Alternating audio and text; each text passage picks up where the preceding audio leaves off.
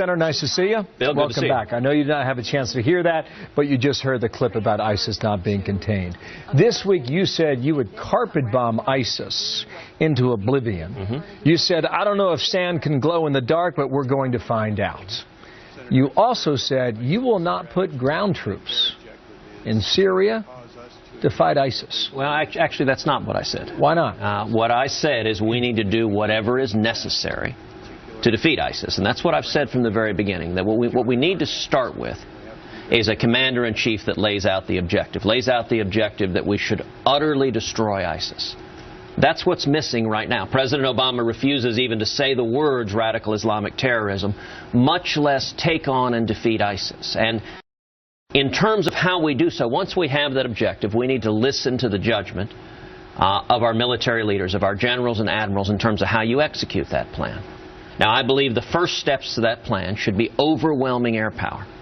To put things in context, in the first Persian Gulf War, we launched roughly 1,100 air attacks a day. We carpet bombed them for 37 days, and at the end of that, our troops went in and in 36 hours mopped up what little was left of the Iraqi army.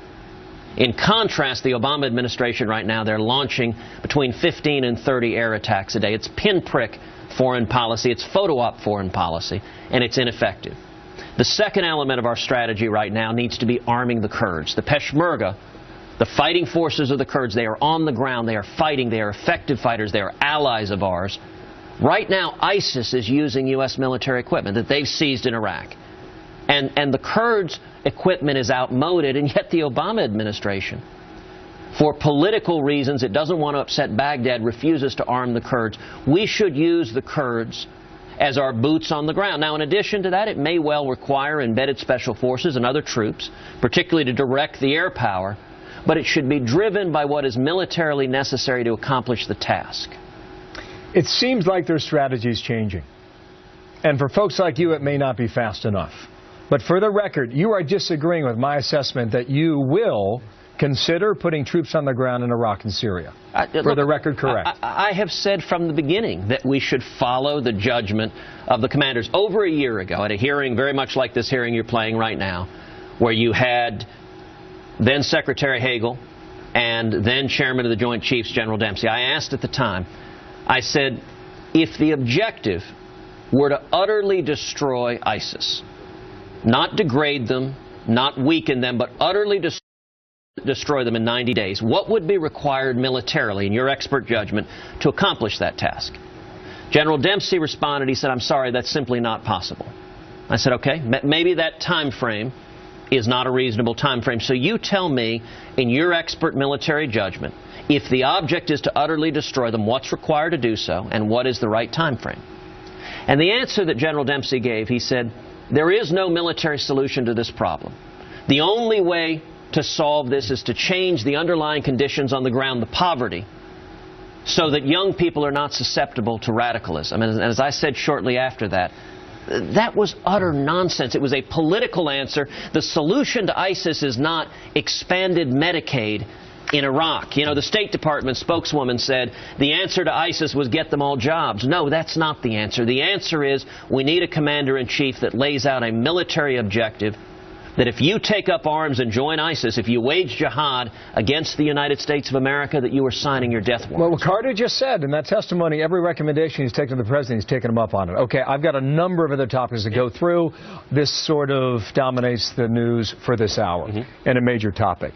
You also are pushing for a ban on refugees coming into the U.S. and allowing governors to have a stake in that.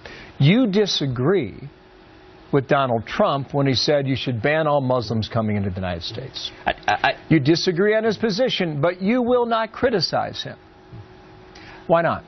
I don't think it's the right approach, but the approach that I do think is right is legislation that I've introduced in the United States Senate. You know, yesterday I did a press conference in Washington with Texas Governor Greg Abbott, and the two of us together, we talked about 3 different pieces of legislation I've introduced to address the crisis we're facing right now.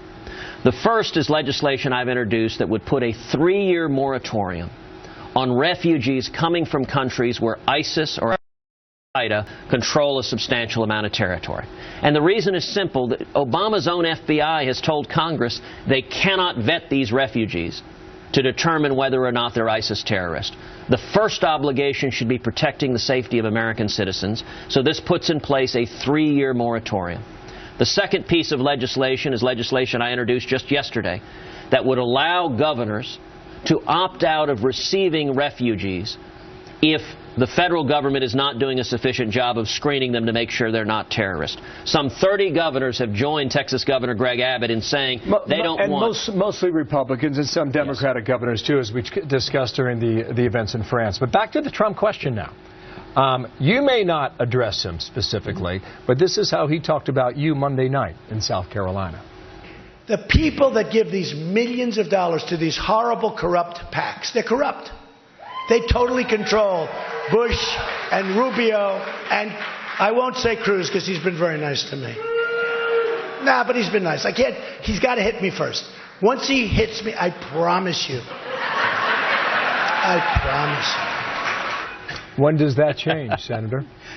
Listen, from the beginning, my approach, not just to Donald Trump, but to all of the candidates, is not to engage in personal insults and attacks. You know, you think of the first couple of debates that they just descended into food fights of personal insults back and forth. And you had a very effective comeback that got a lot of headlines. And maybe the more appropriate question is, does it change? Look, I like and respect Donald Trump. I don't anticipate that changing at all. And my approach, the reason why I won't get engaged in personal insults and attacks, I don't think the American people care about a bunch of politicians bickering like school children. What they're interested in is positive, real solutions to the great challenges facing this country. That's why I am working to lead on defending this nation, on standing up to radical Islamic terrorism, on stopping President Obama's plan to bring tens of thousands of Syrian Muslim refugees. No critique on Trump. I am grateful Donald Trump is running, and I'll tell you what, he has helped focus the discussion on securing the border. Border security is national security. I think that's been very beneficial. And on that topic, Marco Rubio's hitting you hard. National security, immigration, surveillance laws, the ethanol vote in Iowa, and on and on. You're going to see him in 7 days in the next debate. How are you going to respond to him? You know, I'll tell you, yesterday, Mark Levin wrote a fantastic column in Conservative Review talking about Marco Rubio's super PAC coming after me and spreading lies, being deceptive. What Mark Levin said is that Rubio's engaging in Alinskyite tactics of simply lying. That's Mark Levin calling him out. And the reason is understandable. Listen, I like Marco Rubio. He's a friend of mine. He's a good guy. But his campaign, you know, the New York Times just reported the Rubio campaign is very nervous because conservatives are uniting behind our campaign. You know, polling came out this week, had us in first place in Iowa. That has the Rubio campaign very concerned. And so what they're doing is, number one, launching false attack ads. But number two, they want to change the subject because, remember, Marco Rubio joined with Chuck Schumer and Barack Obama in proposing a massive amnesty plan that included giving Barack Obama more authority to allow in Syrian refugees with no background checks whatsoever. That is a real problem given the threat of ISIS. So, of course, they're going to try to attack with false attacks and change the topic. A preview of Las Vegas next week. Senator, thank you for your time. Well, thank you, Bill. Ted Cruz here in studio. We'll see you soon.